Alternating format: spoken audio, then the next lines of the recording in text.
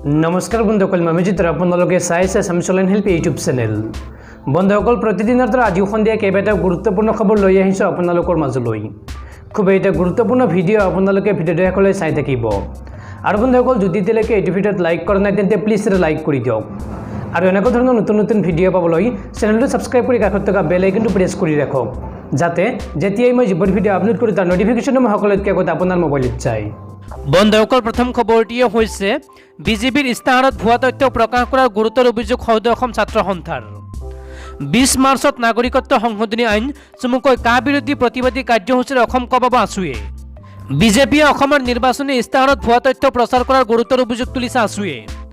এই সন্দৰ্ভত গুৰুত্বপূৰ্ণ তথ্য দাঙি ধৰিছে সৌদ অসম ছাত্ৰ সন্থাই।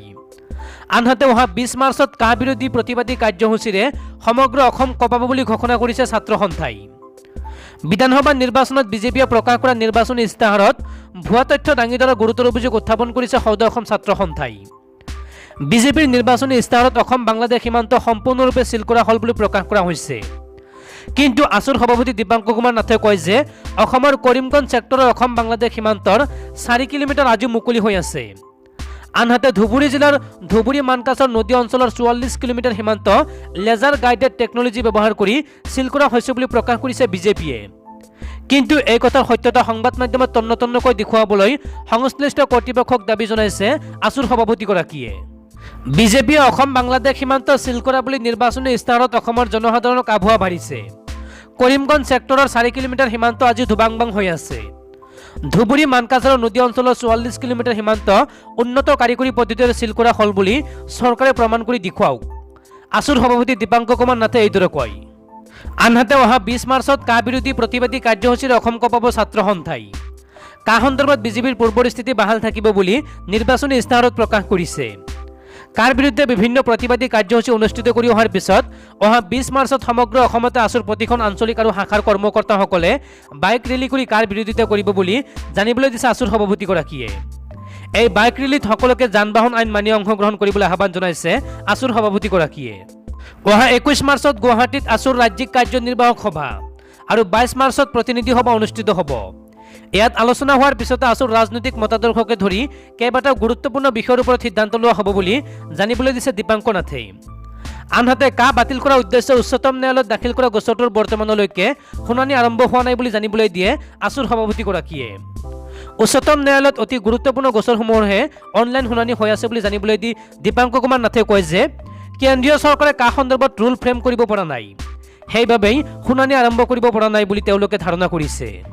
বন্ধুসকল, তাৰপিছত 2 নম্বৰ খবৰটিয়ে হৈছে হঠাৎ 2000 টকীয়া নোটবোৰ কি হ'ল জনালে কেন্দ্ৰীয় চৰকাৰে। যোৱা 2 বছৰ ধৰি 2000 টকীয়া নোট ছপা কৰা নাই কেন্দ্ৰীয় চৰকাৰে। লোকসভাত এই কথা জানিবলৈ দিয়ে বিত্ত বিভাগৰ কেন্দ্ৰীয় ৰাজ্যমন্ত্ৰী অনুৰাগ ঠাকুৰে।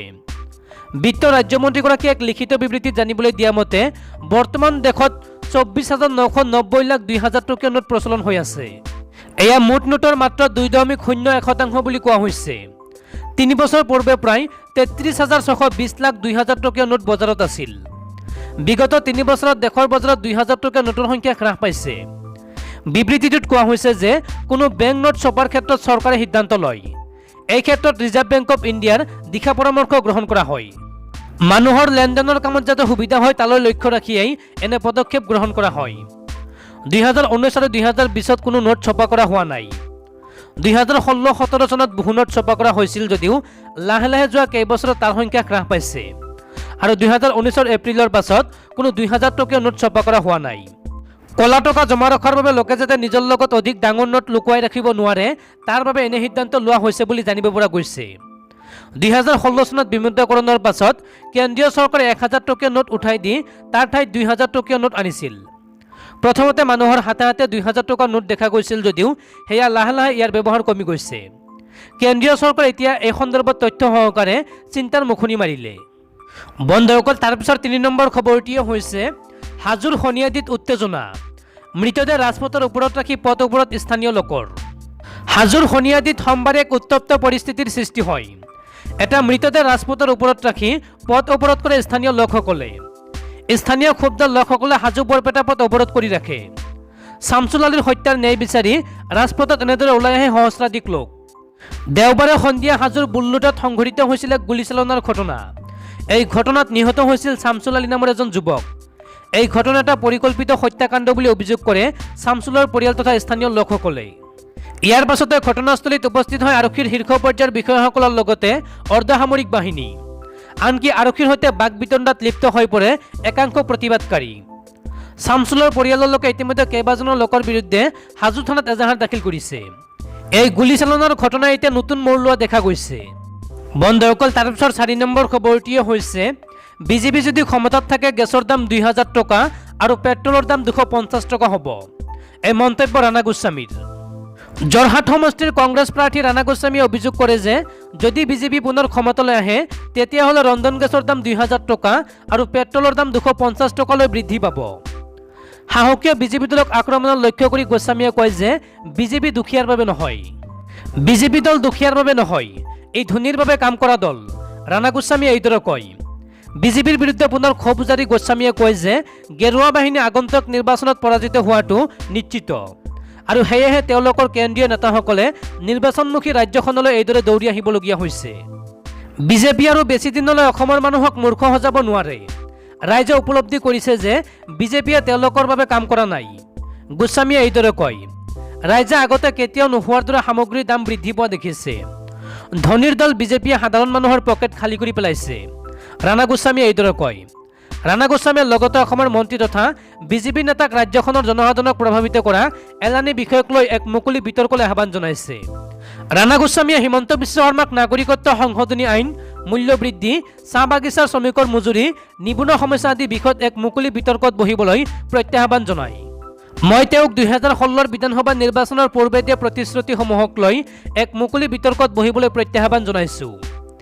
বিজেপিয়ে বছৰি 25 লাখ যুৱকক সংস্থাপন দিয়াৰ প্ৰতিশ্ৰুতি দিছিল। চাহ শ্ৰমিকৰ মজুৰি 350 টকা, মূল্য বৃদ্ধি হ্ৰাস কৰা আৰু অবৈধ বিদেশী খেতাৰ প্ৰতিশ্ৰুতি দিছিল। ইয়াৰ কিমান প্ৰতিশ্ৰুতি পূৰণ কৰা হৈছে?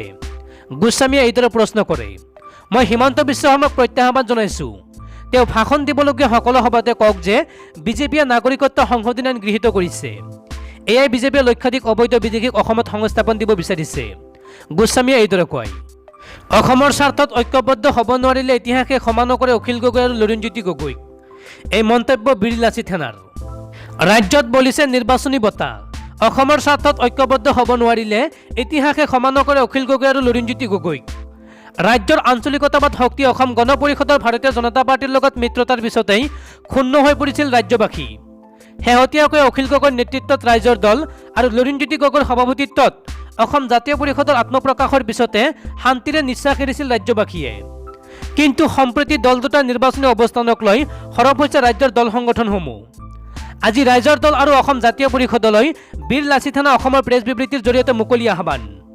অখিল গগৈ আৰু লুৰিণজ্যোতি গগৈয়ে এই পৰ্যন্ত ঐক্যবদ্ধ আঞ্চলিক ৰাজনৈতিক শক্তি গঢ়ি তুলিব নোৱাৰাৰ বাবে জাতীয়তাবাদ আৰু আঞ্চলিক দলৰ ৰাজনৈতিক ভৱিষ্যতক লৈ আতংকিত হৈছে বীৰ লাচিত সেনা।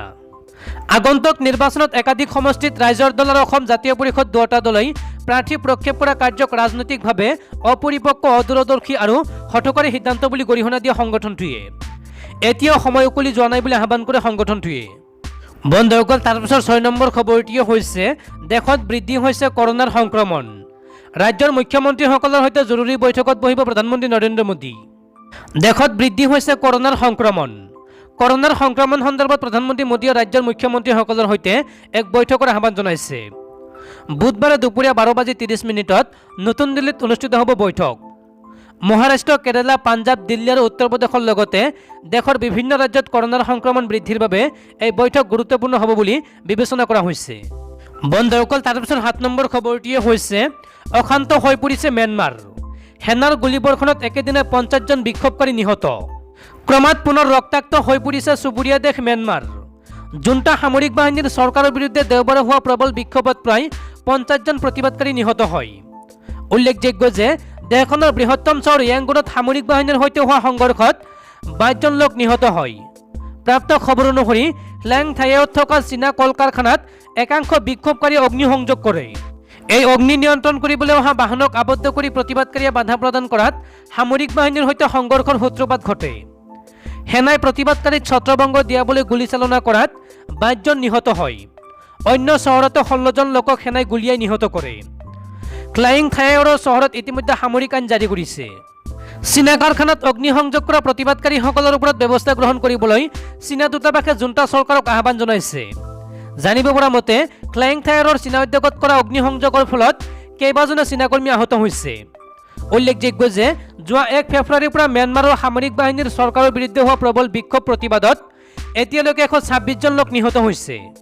বন্ধুসকল, তাৰপিছত 8 নম্বৰ খবৰটিয়ে হৈছে কেন্দ্ৰীয় চৰকাৰ কোনো ৰাজনৈতিক দলে চলোৱা নাই, বেপাৰীয়েহে চলাই আছে।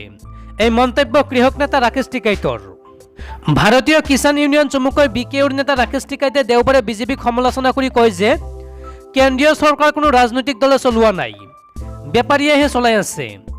মধ্যপ্ৰদেশৰ ৰিয়ত আয়োজিত এখন কৃষক ৰেলী সম্বোধন কৰি ৰাকেশ টিকাইটে কয় যে কেন্দ্ৰীয় চৰকাৰ কোনো ৰাজনৈতিক দলে নহয়, কেন্দ্ৰীয় চৰকাৰক বেপাৰীয়েহে চলাই আছে। টিকাইটে কয় যে ভোকৰ পৰা লাভ উঠাব পৰা এটা নতুন বেপাৰ দেশত এতিয়া আৰম্ভ হৈছে। ভাৰতীয় কিষাণ ইউনিয়ন বিকেউৰ নেতা ৰাকেশ টিকাইটে কৃষক ৰেলী সম্বোধন কৰি কয় যে মানুহৰ দিনত 2বাৰ ভোক লাগে আৰু বছৰত 7বাৰ ভোক লাগে। যেতিয়া শস্য তেওঁলোকৰ নিয়ন্ত্ৰণত থাকিব তেতিয়া তেওঁলোকে ভোকক লৈ ব্যৱসায় আৰম্ভ কৰিব।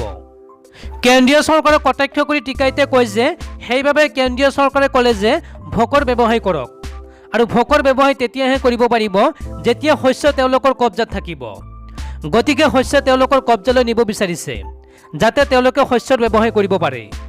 টিকাইটে কয় যে ৰাজস্থান আৰু হাৰিয়ানাত কৃষকৰ পৰা কম মূল্যত মাটি ক্ৰয় কৰি বেপাৰীয়ে 14 লাখ মেট্ৰিক টন ক্ষমতাৰ গুদাম নিৰ্মাণ কৰিছে আৰু তাৰ পিছত কেন্দ্ৰীয় চৰকাৰে কৃষি আইন গৃহীত কৰিছে। প্ৰথমতে বেপাৰীয়ে গুদাম নিৰ্মাণ কৰিছে আৰু তাৰ পিছত চৰকাৰে কৃষি আইন গৃহীত কৰিছে। এই কথাই প্ৰমাণ কৰে যে এইখন কেন্দ্ৰীয় চৰকাৰ কোনো ৰাজনৈতিক দলে নহয়, তাৰ বিপৰীতে বেপাৰীয়েহে চলাই আছে। এওঁলোক বেপাৰীৰ হাতৰ পুতলালৈ ৰূপান্তৰিত হৈছে। শেষত কৃষক নেতাজনে কয় যে ইয়াৰ পৰা পৰিত্ৰাণ নোপোৱালৈকে আন্দোলন চলি থাকিব।